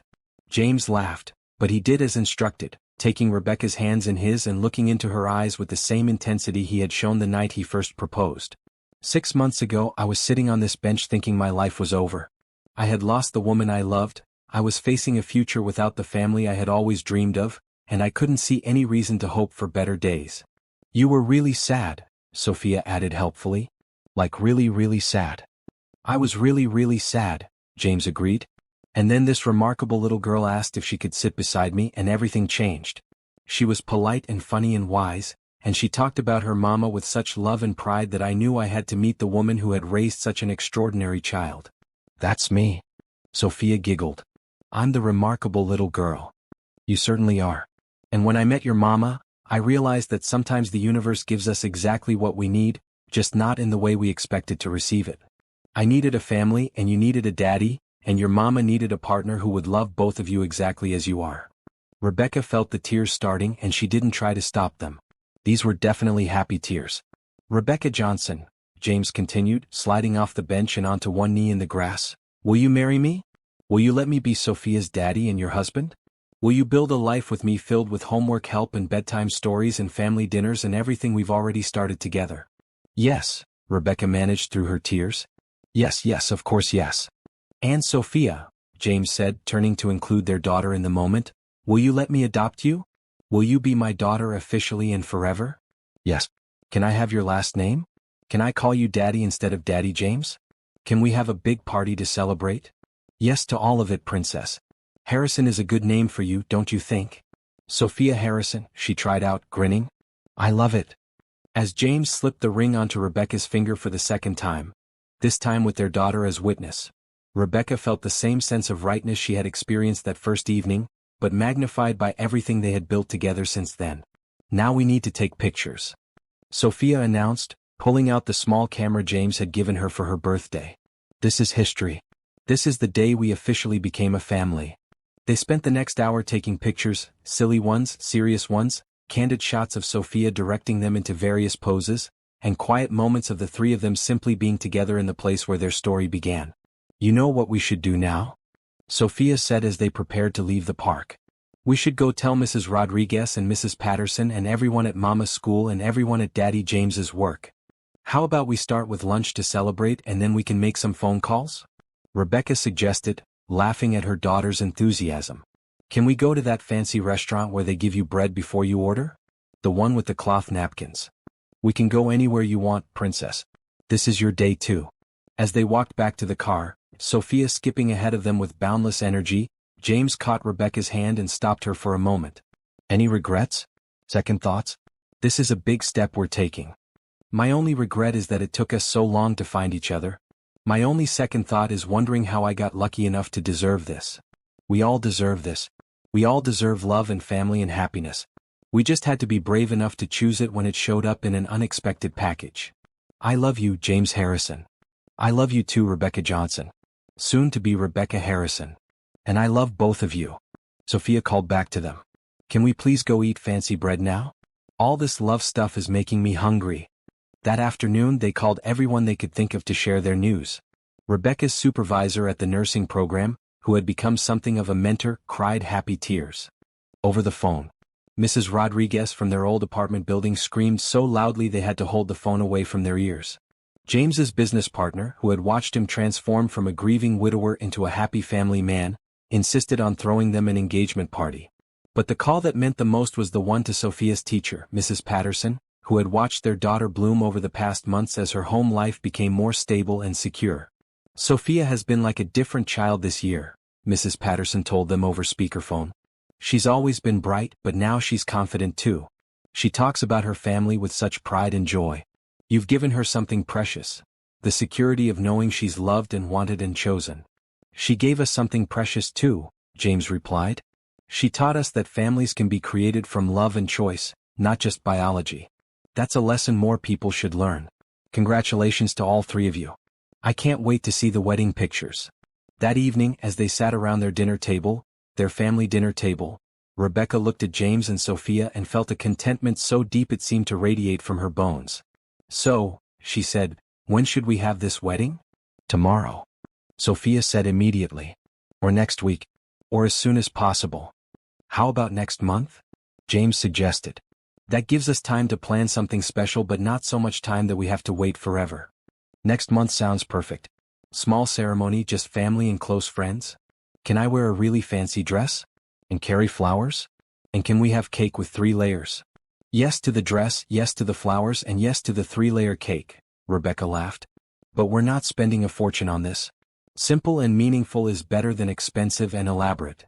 Actually, James said carefully, I'd like to do something special for this wedding. Not elaborate, but memorable. This is the only wedding any of us will ever have, and I want it to be perfect. James, you don't need to spend a lot of money to make it perfect. It's not about the money. It's about celebrating what we've built together, marking the moment when we officially become a family. Catherine and I had a small, simple wedding, and it was beautiful because it was real and meaningful. I want the same thing for us. What did you have in mind? The park where we met. Sunset ceremony. Just our closest friends and family. Simple but elegant, focusing on the promises we're making to each other and to Sophia. Can we have dancing? And can Mrs. Rodriguez make her special cookies? And can I give a speech about how happy I am? Yes, yes, and definitely yes, James said, pulling Sophia onto his lap. This is your wedding too, princess. You get to help plan everything. As they spent the evening making lists and dreaming about their perfect day, Rebecca felt the last of her doubts and fears melting away. This wasn't too good to be true, wasn't a fairy tale that would end at midnight. This was real life, messy and complicated and absolutely beautiful. In 1 month, she would marry the man who had chosen to love not just her but her daughter too. In 1 month, Sophia would officially become part of the Harrison family. In 1 month, their unexpected love story would take the next step toward forever. And Rebecca had never been more ready for anything in her life. The morning of the wedding dawned with unseasonable warmth for October, as if the universe had decided to bless their special day with perfect weather. Rebecca woke up in James's arms, soon to be her husband's arms, and felt a peace settle over her that she had never experienced before. Good morning, beautiful bride, James murmured against her hair, his voice still rough with sleep. Good morning, handsome groom. Ready to make this official? I've been ready since the day I met you. How about you? Any last-minute doubts or cold feet? Rebecca turned in his arms to face him, studying the face she had grown to love so completely. My only doubt is whether I'm dreaming all of this. My only cold feet are because you steal all the blankets. I do not steal blankets. I'm just naturally warm-blooded. Mama. Daddy James. Today's the wedding day. Sophia burst through their bedroom door with the energy of someone who had been awake for hours, already dressed in her flower girl dress despite the fact that the ceremony wasn't until sunset. "Princess, we told you to knock before coming into our room," Rebecca said gently, though she was smiling at her daughter's excitement. "Sorry? I was just too excited to remember. Can we have pancakes for breakfast?" "Wedding day pancakes with extra syrup." "Wedding day pancakes sound perfect," James said, sitting up and pulling Sophia onto the bed between them. "But first, I have something for both of my girls." He reached into the nightstand drawer and pulled out 2 small wrapped boxes, handing one to Rebecca and one to Sophia. "James, we said no gifts until after the ceremony." "These aren't wedding gifts. These are, thank you for letting me be part of your family, gifts." Inside Rebecca's box was a delicate bracelet with 3 interlocked hearts, gold, rose gold, and white gold, each one engraved with their initials. "It's beautiful," she breathed, fastening it around her wrist. "What do the different colors mean?" "Gold for Sophia because she's the sunshine that brought us together. Rose gold for you because you're the love that made me whole again. And white gold for me because I'm the lucky one who gets to be part of this family." "And what's in Sophia's box?" Rebecca asked, wiping away tears that were threatening to ruin her makeup before she'd even applied it. Sophia had already torn off the wrapping paper to reveal a small heart-shaped locket on a delicate chain. "It's like yours, Mama, but different." "What's inside?" James helped her open the locket to reveal tiny pictures. One of Rebecca and one of himself. "So you can carry both your parents with you wherever you go." "And look at the back." Engraved on the back of the locket were the words, "Daddy's girl forever. Love, James." "This is the best present ever. Can I wear it with my dress today? Can I show everyone?" "Of course you can wear it. And there's one more thing in the box." Sophia dug deeper and pulled out an official-looking document with a ribbon tied around it. "What's this?" "Those are your adoption papers," James said, his voice thick with emotion. "As of today, you're officially Sophia Harrison, my daughter in every legal way that matters." Sophia stared at the papers with wide eyes, then launched herself into James's arms with such force that she nearly knocked him over. "Really? Really truly? I'm your real daughter now? You've been my real daughter from the moment I met you, sweetheart? This just makes it official so that everyone else knows it too." Rebecca watched this exchange with tears streaming down her face, not caring any more about her makeup.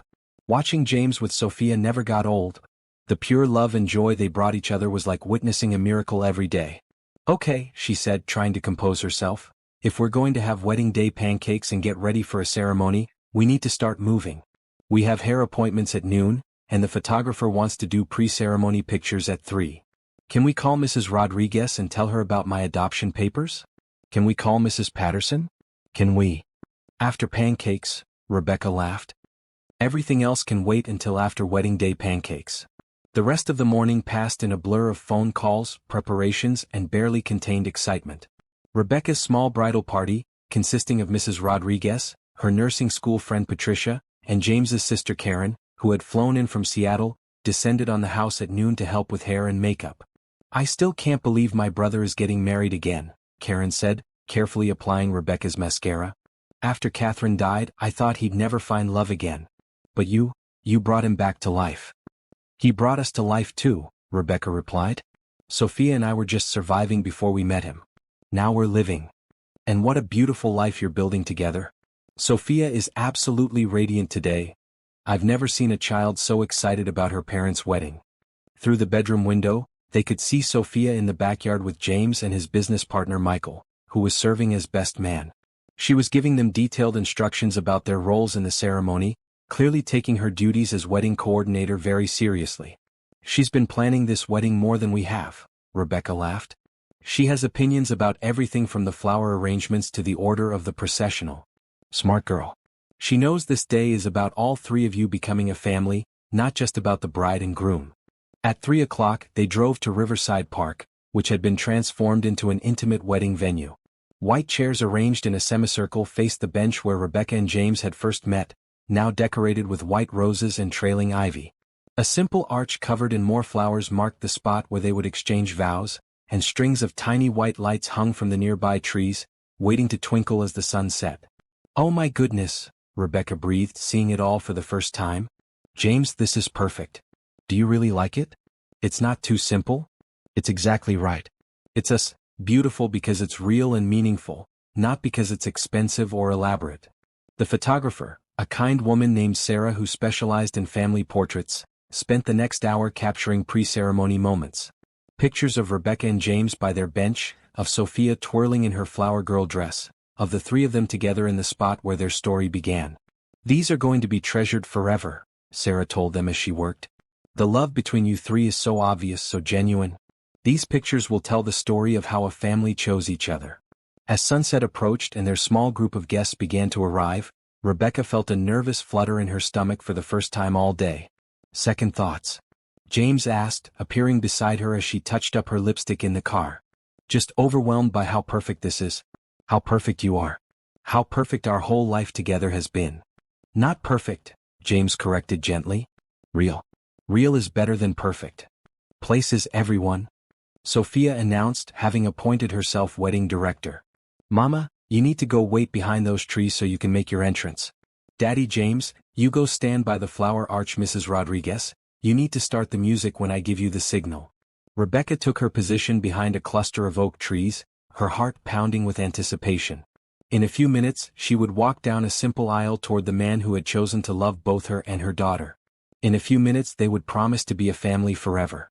The first notes of "At Last" began to play from the small speaker system they had set up, and Sophia began her procession down the aisle, scattering rose petals with the serious concentration of someone performing a very important job. Then it was Rebecca's turn.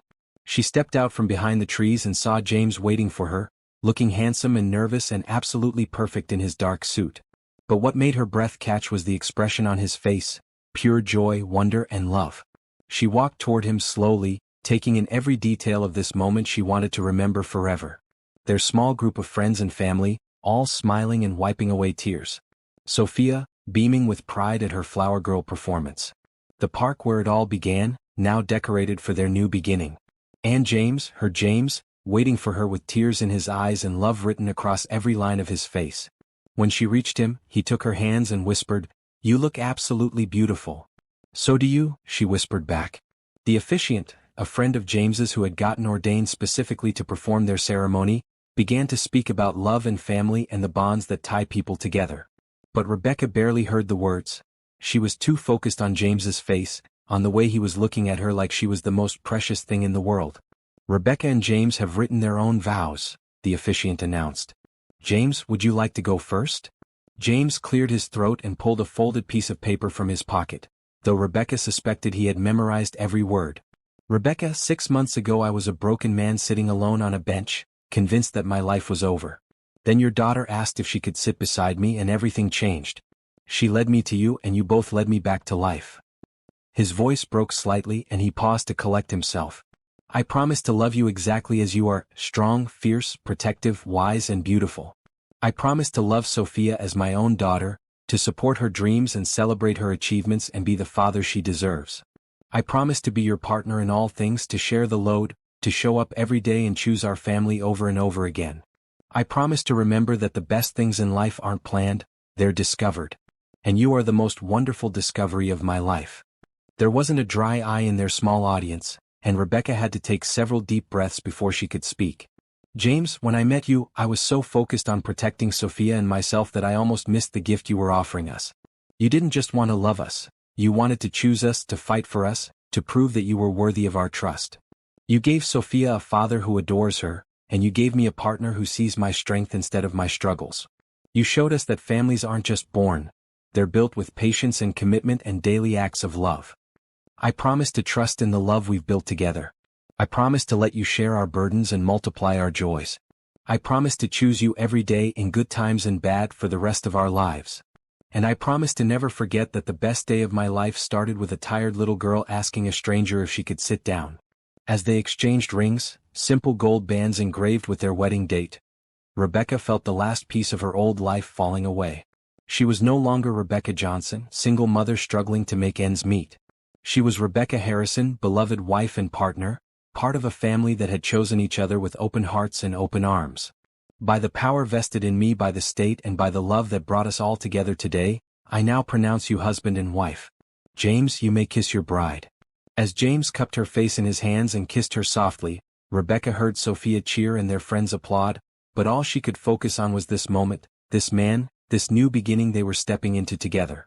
"Ladies and gentlemen, I present to you the Harrison family. As they walked back down the aisle together, Sophia running ahead to throw more flower petals, Rebecca caught sight of their wedding photographer capturing every moment. Years from now, when Sophia was grown and starting her own family, these pictures would tell the story of how three people found each other and chose to become one family. The reception was simple but perfect. Dinner at long tables under the trees, toasts that made everyone laugh and cry, and dancing to a playlist Sophia had helped create.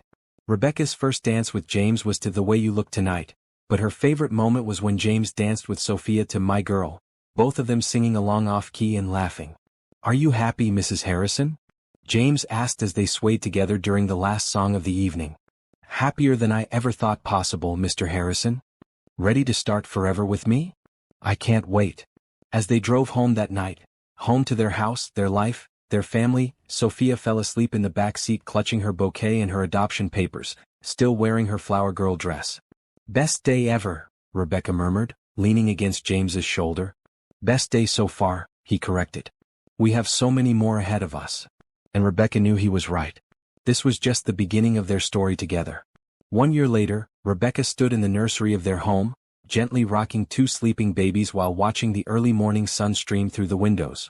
Thomas James Harrison and Catherine Rose Harrison, named for James's late wife at Rebecca's insistence, had arrived 3 weeks ago, and life had become a beautiful chaos of feedings, diaper changes, and sleepless nights filled with joy. "Mama, are they still sleeping?" Sophia whispered from the doorway, tiptoeing into the room in her school uniform.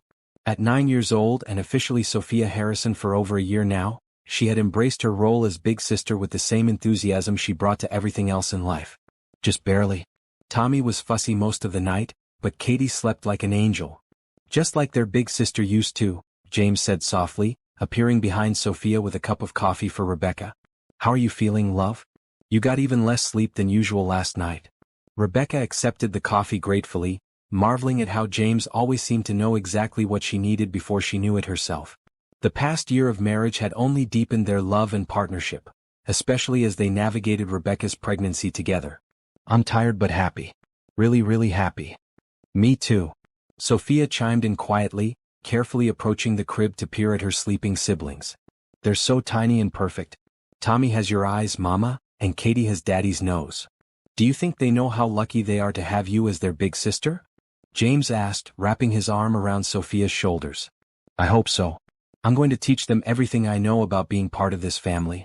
Like how Daddy makes the best pancakes on Saturday mornings, and how Mama sings when she's happy, and how we always help each other with everything." Rebecca felt tears prick her eyes as she watched her husband and daughter together.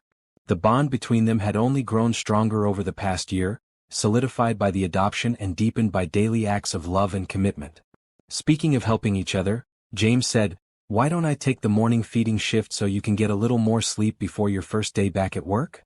Rebecca had graduated from nursing school with honors just 2 months before the twins were born, and today she was starting her new job at the Children's Hospital. A dream position that would let her combine her natural nurturing instincts with her education. "Are you sure? I know you have that big presentation today." "I'm sure. The presentation isn't until this afternoon, and spending the morning with our babies sounds like the perfect way to start the day." "Our babies," Rebecca repeated softly. The possessive pronoun still sent shivers of joy through her every time she heard it. "Yes, ours. All of them." James looked from the twins to Sophia with unmistakable pride and love. "I am the luckiest man in the world." "We're all lucky," Sophia corrected with 9-year-old wisdom. "We found each other when we all needed each other most." As Rebecca headed back to bed for another hour of sleep, she paused in the doorway to watch James carefully lift Tommy from his crib while Sophia arranged the feeding supplies with practiced efficiency. This scene, father and daughter working together to care for the babies, both of them completely focused on the task at hand, represented everything she had dreamed of during those long, lonely years as a single mother. When she woke up later, she found James in the kitchen making breakfast while the twins napped in their bouncy seats nearby. Sophia was at the table, already dressed for school and working on homework with the kind of focus that came from having a stable, supportive home environment. "Good morning, sleepyhead," James said, kissing her forehead as she entered the kitchen. "Feeling better?" "Much better." "How were the twins?" "Perfect angels." Tommy ate like he was starving, and Katie just gazed at me with those big eyes like she was trying to figure out who I was. "She knows exactly who you are," Rebecca said, settling beside Sophia at the table. How's the homework coming, sweetheart? Really good. I'm writing a report about families for social studies, and Mrs. Patterson said I could write about our family since we're non-traditional but beautiful. She says the best families are the ones built on love and choice. What did you write about us? James asked, sliding a plate of eggs and toast in front of Rebecca. I wrote about how families can be created in lots of different ways, not just the usual way. I wrote about how you chose to be my daddy even though I wasn't born to you, and how that makes you even more special because you didn't have to love me but you wanted to. James sat down heavily, clearly moved by Sophia's words. Princess, I need you to understand something. Loving you was never a choice in the sense of something I had to decide to do. From the moment I met you, loving you was as natural as breathing. The only choice was whether to fight for the chance to be in your life, and that was the easiest decision I've ever made. Really? Really? And now with Tommy and Katie, I love them completely too, but it doesn't change how I feel about you. You're my first daughter, my chosen daughter, and you'll always be special to me because you're the one who taught me that love doesn't come from DNA. It comes from the heart. That's what I wrote in my report. I said that biological families happen by accident, but chosen families happen on purpose, and purpose love is stronger than accident love. Rebecca wiped away tears with her napkin. That's very wise, sweetheart. I think Mrs. Patterson is going to love your report. She better give me an A because it's all true, and truth should get good grades. After Sophia left for school and James headed to his office, Rebecca found herself alone with the twins for the first time since bringing them home. As she fed Katie and burped Tommy, she reflected on the extraordinary journey that had brought them to this moment. 2 years ago, she had been working double shifts just to afford their tiny apartment, convinced that romance and security were luxuries she couldn't afford. Now she was married to a man who adored her, living in a beautiful home, starting her dream career, and raising 3 children who would never have to worry about having enough love or support. Your daddy is pretty amazing, she told the babies as she changed their diapers. He saved us, you know. Not like a prince in a fairy tale, but like a real person who saw what we needed and decided to provide it just because he could. Tommy gurgled in response, and Katie gripped Rebecca's finger with her tiny fist. And your big sister is the reason we found him. She was brave enough to ask a stranger if she could sit down, and that one question changed all of our lives forever. The phone rang, interrupting her musings. It was James calling from his office. How's your first day alone with the twins going? Wonderfully. They're being perfect angels, just like their daddy predicted. And how are you feeling about starting work next week? Excited and nervous. It's been so long since I worked somewhere that I actually wanted to be, doing something I'm passionate about. You're going to be incredible at it. Those kids at the hospital are lucky to get you as their nurse. Thank you for believing in me, for supporting my dreams even when they seemed impossible. Thank you for letting me be part of making them come true. Listen, I have to run into this meeting, but I wanted to tell you something. What's that? I love our life. I love our chaos, our sleepless nights, our full house, our crazy schedule. I love that we went from being 3 lonely people to being a family of 5. I love everything we've built together. I love it too. All of it. Good. Because this is just the beginning. We have years of school plays and birthday parties and family vacations and teenage drama ahead of us. And college graduations and weddings and grandchildren someday. Lots of grandchildren, I hope. This house is too big to stay quiet forever. After they hung up, Rebecca carried the twins to the living room and settled into the rocking chair by the window. The same window where she used to sit during her pregnancy, marveling at the fact that she was carrying James's children, that their love had created new life. You two are miracles, she told them softly. Not just because you exist, but because you represent everything your daddy and I dared to hope for. A future full of love, a family that chooses joy, a home where everyone belongs. She thought about the conversation she and James had had a few months ago, when they learned they were having twins. Are you worried about having biological children after loving Sophia for so long? She had asked him one night as they lay in bed, her growing belly between them. No, he had answered without hesitation. Love multiplies, it doesn't divide. Having Tommy and Katie won't change how I feel about Sophia any more than having Sophia changed how I feel about Catherine's memory. The heart gets bigger, not smaller, when it has more people to love. He had been right, of course. Watching him with all 3 children over the past few weeks had proven that love truly did multiply. He was completely devoted to the twins, but his relationship with Sophia remained as strong and special as ever. The front door opened and Sophia's voice echoed through the house. Mama. I'm home. How are Tommy and Katie? Did they miss me? We're in the living room, sweetheart.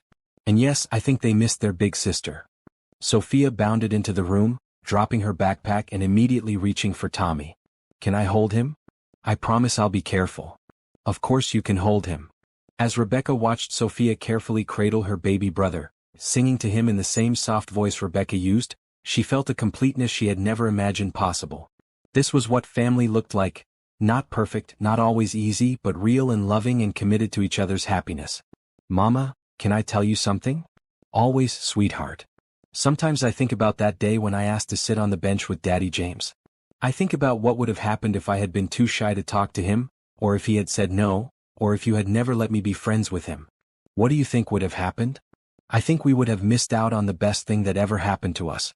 I think Daddy James would still be sad and lonely, and we would still be worried about money all the time, and Tommy and Katie would never have been born.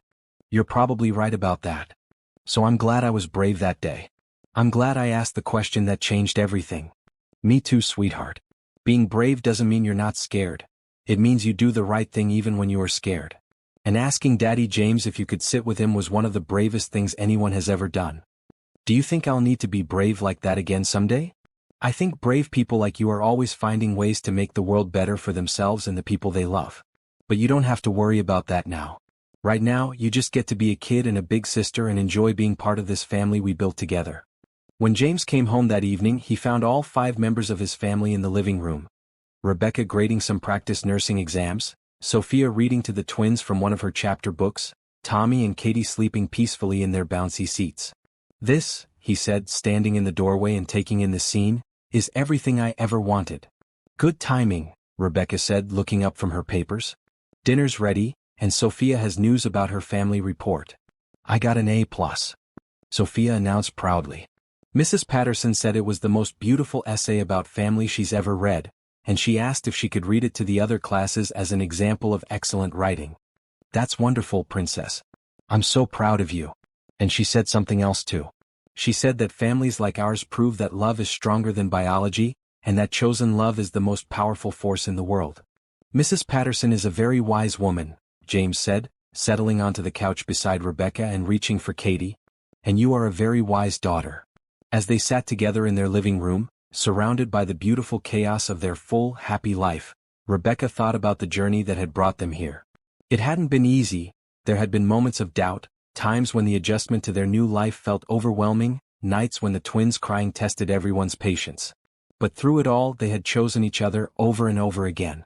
They had chosen to be patient when things were difficult, to be grateful when things were good, and to remember that the best things in life were worth fighting for. What are you thinking about? James asked, noticing her thoughtful expression. Just, all of this. How perfect it turned out to be, even though none of it was planned. The best things never are planned, Sophia said wisely, not looking up from her book. They just happen when people are brave enough to love each other. Where do you learn these things? Rebecca laughed. From you and Daddy James. You taught me that love is a choice you make every day, not just a feeling you have. And you show me what it looks like to choose love even when it's hard or scary or different from what you expected. As the evening settled around them, dinner shared around their table, homework help given and received, bedtime stories read, lullabies sung, Rebecca felt the deep satisfaction of a life well lived. Not because it was perfect or easy, but because it was full of people who had chosen to love each other fiercely and completely. Later that night, as she and James settled into bed after the late-night feeding, Rebecca curled up against his side and listened to the quiet sounds of their sleeping house. Any regrets? James asked quietly, the same question he had asked her on their wedding day.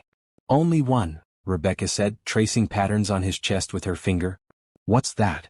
I regret that it took us so long to find each other. I regret all those years when Sophia didn't have a daddy and you didn't have a family and I didn't have a partner. I wish we could have had more time together.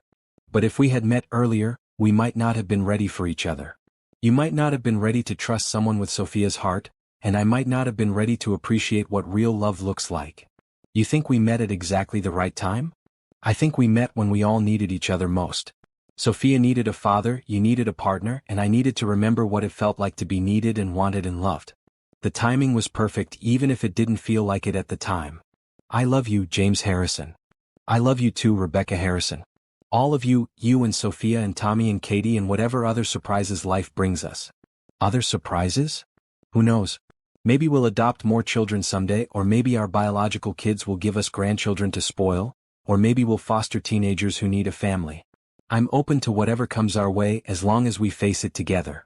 Together, Rebecca agreed, feeling sleep beginning to claim her. Always together.